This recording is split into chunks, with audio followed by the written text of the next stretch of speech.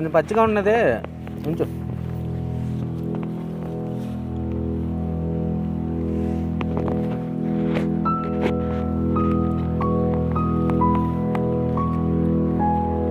వచ్చారా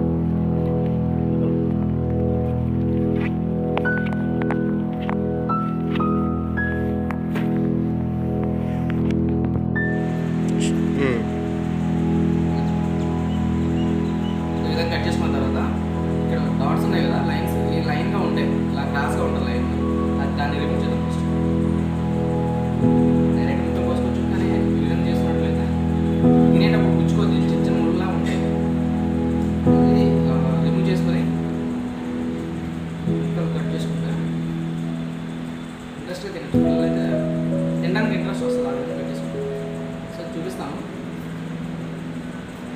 ఈ విధంగా డాట్స్ని రిమూవ్ చేయాలి. ఆర్డర్లో ఉంటే ఒక డిజైన్ వస్తుంది, కట్ చేస్తాను.